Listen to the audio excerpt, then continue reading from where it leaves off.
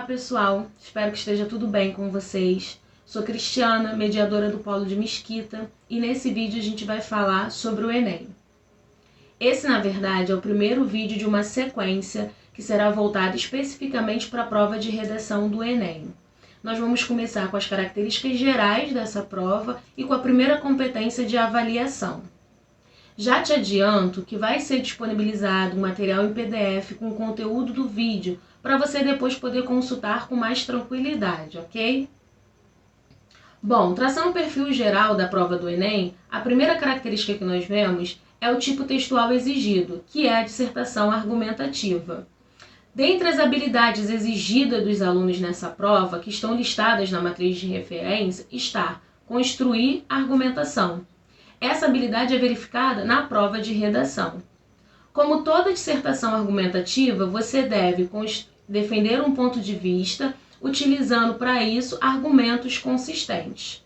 Mas no Enem existe uma particularidade, é a exigência de uma proposta de intervenção, o que nos leva à segunda característica dessa prova, que é o tipo de tema. Os temas abordados pelo Enem são de cunho social, político, científico e sempre partem de uma situação-problema. Por isso a coerência de pedir uma proposta de intervenção. Uma rápida análise pelos últimos temas nos confirma isso. Um ponto crucial no vestibular é a questão do tempo. No Enem, você tem que levar em conta que você, além da redação, vai responder 90 questões. Então, um tempo razoável para você fazer a redação é entre 1 hora e 1 hora e meia. Se você passa desse tempo fazendo uma redação, é melhor treinar mais e rever. É sim possível fazer uma redação em 1 hora, mas claro que para isso é preciso treinar. Agora, sobre o processo de correção da prova. A correção no Enem ela é remota. Isso significa que o seu texto vai ser digitalizado e corrigido por meio de computador. Essa informação é relevante e aqui cabem duas observações. Primeira, faça um texto legível, o mais legível possível. Além de ser um texto digitalizado, o corretor tem centenas de outros textos para corrigir e um tempo médio muito curto, de aproximadamente 3 minutos. Então, faça o seu texto legível. Outra observação, respeite as margens. Tudo que estiver fora das margens nem chega na tela para o corretor e pode te prejudicar. No Enem, a redação, além de boa, ela deve parecer boa. A correção é feita com base em 5 competências que vão avaliar norma padrão, adequação ao tema e tipo textual, a construção da argumentação, a coesão e a proposta de intervenção. Cada competência é dividida em níveis que vão de 0 a 200 pontos. O texto é avaliado por 2 corretores e a sua nota vai ser a média das notas totais atribuídas por eles, se não houver discrepância. No Enem, discrepância é uma diferença maior que 100 pontos entre as 2 notas atribuídas pelos corretores, notas totais, ou uma diferença maior que 80 pontos em alguma competência. Caso isso aconteça, o texto é avaliado por um terceiro corretor. Entre esse terceiro corretor e os outros, se não houver discrepância, faz-se a média das notas que mais se aproximam. Se por acaso houver discrepância ainda entre o terceiro corretor e as notas dos outros 2, aí o texto é avaliado por uma outra banca com 3 corretores. No edital do Enem são listadas algumas situações que levam a nota 0. Gostaria de chamar sua atenção para uma específico, a fuga total ao tema. É muito importante compreender o recorte temático e o comando do tema. Aqui no canal tem vídeo sobre interpretação de tema. Se você ainda não viu, vai lá dar uma olhada. No Enem existe vista de prova com fins exclusivamente pedagógicos. Isso significa que você não pode pedir revisão da sua nota, mas que você vai ter acesso às justificativas da sua nota. Todas essas informações que eu falei podem te ajudar a criar uma estratégia para a prova do Enem. Essa estratégia seria facilitar a identificação de qualidades do seu texto. Em outras palavras, ajudar o corretor a te ajudar. Como você pode fazer isso? Já na sua introdução, mostrando de cara que você entendeu o tema, uma criatividade. No desenvolvimento, construindo parágrafos organizados, claros, objetivos e fechando o seu texto com uma proposta de intervenção completa, certo? Bom, como nós vimos, a redação do Enem é avaliada com base em competências. O nosso foco agora vai ser a competência 1, que avalia o domínio do participante quanto à modalidade escrita formal da língua portuguesa.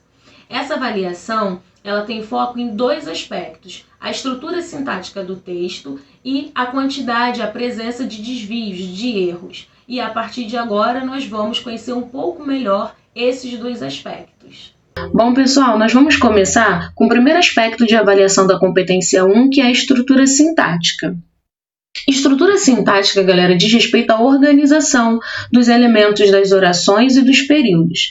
Na redação do Enem, espera-se que o candidato construa períodos completos, bem estruturados, que garantam a fluidez da leitura e também que apresentem claramente as suas ideias. Algumas falhas de construção sintática podem acontecer e prejudicar esse objetivo. Nós vamos ver aqui 2 problemas muito comuns nas redações. O primeiro problema é o truncamento. Segundo o dicionário, truncar significa cortar ou eliminar parte de, mutilar. Em sintaxe, a gente diz que uma oração ou um período está truncado quando ele está incompleto, como se ele tivesse cortado. Isso pode acontecer quando nós, por exemplo, separamos a oração subordinada da oração principal, quando separamos 2 orações coordenadas que deveriam estar no mesmo período, ou ainda quando isolamos partes de uma oração, formando um período único. Vamos ver como isso acontece no texto.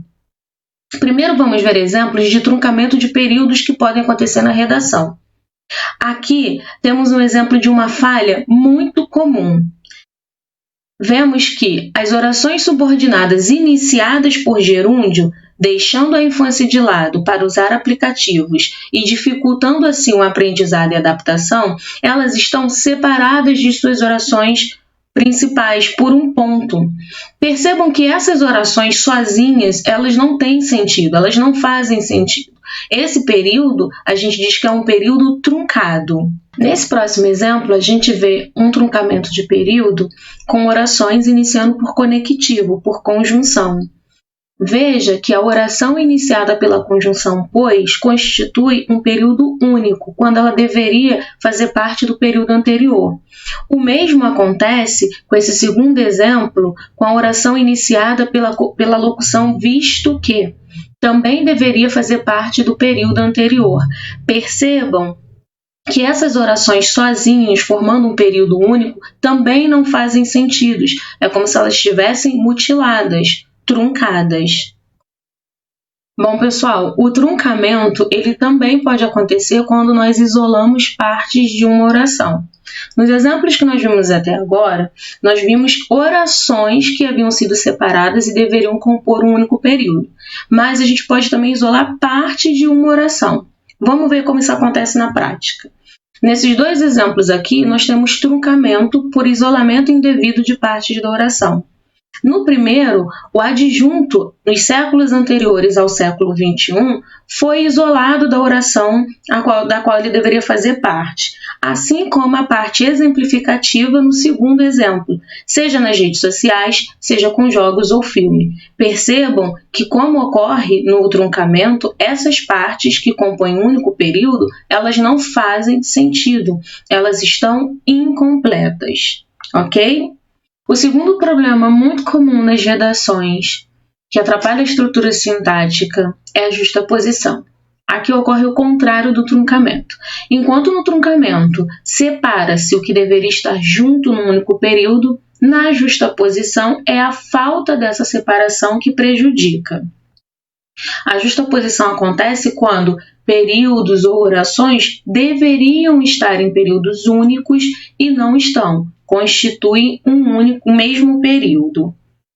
Vamos aos exemplos. Primeiro, a justaposição de orações. Eu vou dar uma lida neste exemplo para você poder perceber melhor como a justaposição atrapalha a fluidez da leitura.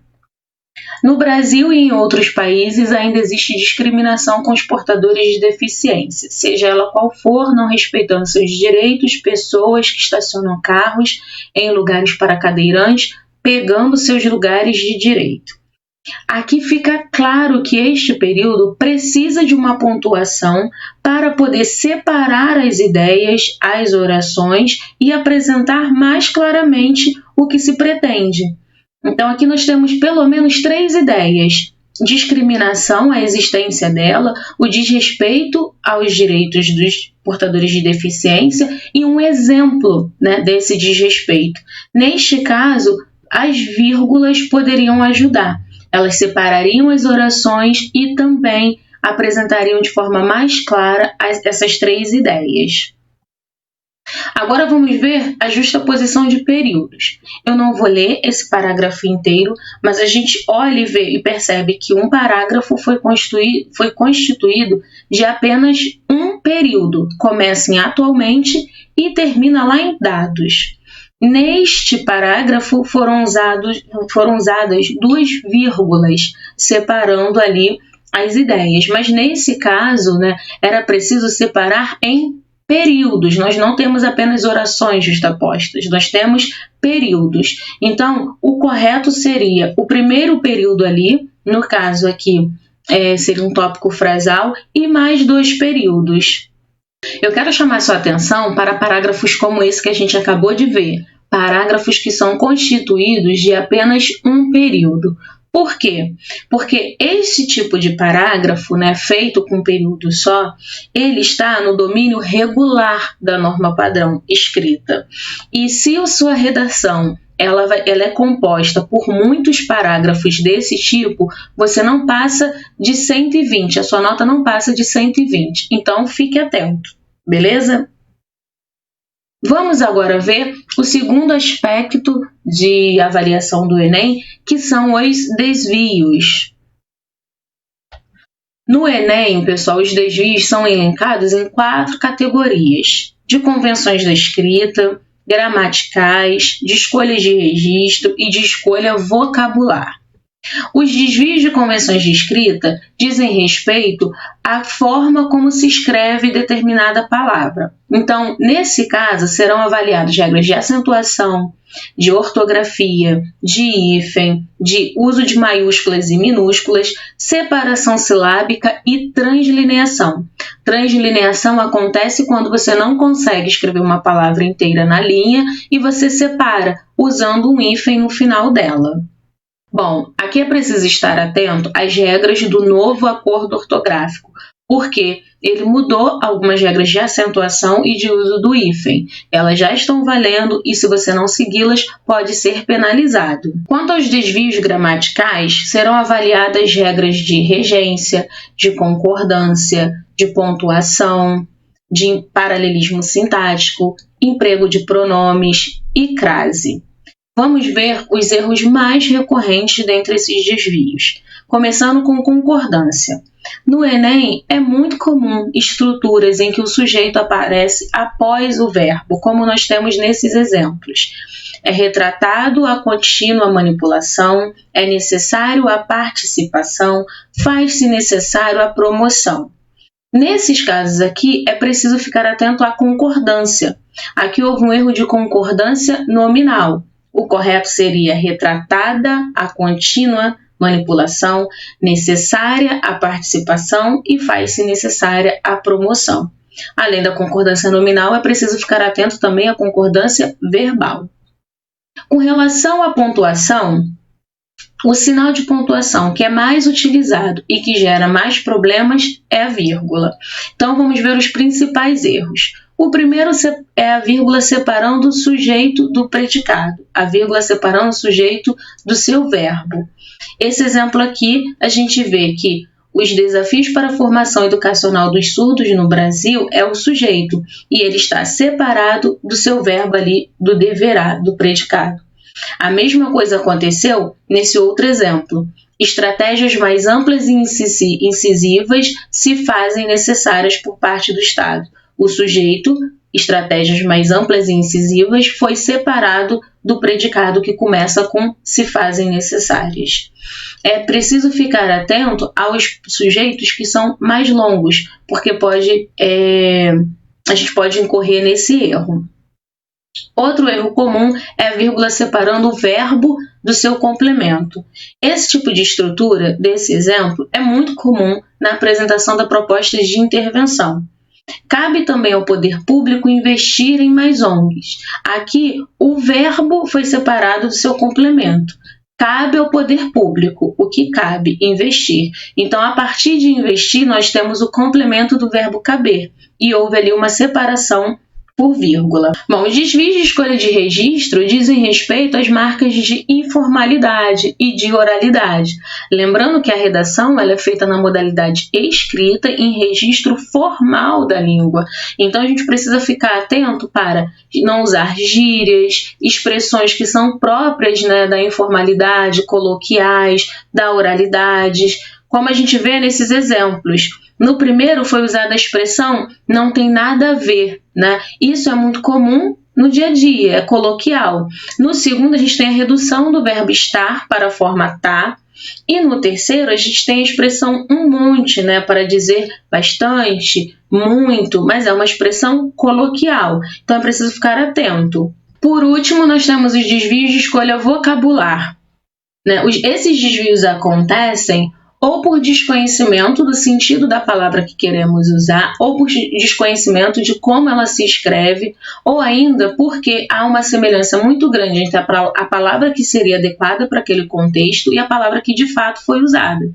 Como acontece nesse exemplo em que foi usada a palavra logaritmo e deveria ter sido usado algoritmo. Nesse outro aqui foi usado conjunturas e deveria ter sido usado conjecturas. Então, nós devemos ficar muito atentos às palavras que são muito parecidas, são chamados parônimos, e também os homônimos, que são aquelas palavras que têm uma certa igualdade, seja fonética ou gráfica, para não incorrer nesse tipo de desvio. E se você não tiver certeza de como se escreve tal palavra, ou do sentido que aquela palavra tem pode acarretar no seu texto, é melhor não utilizá-la, certo? Bom, espero que esse vídeo tenha ajudado. Em caso de dúvidas, escreva um comentário ou procure o mediador do seu polo. Tenha bons estudos e até a próxima!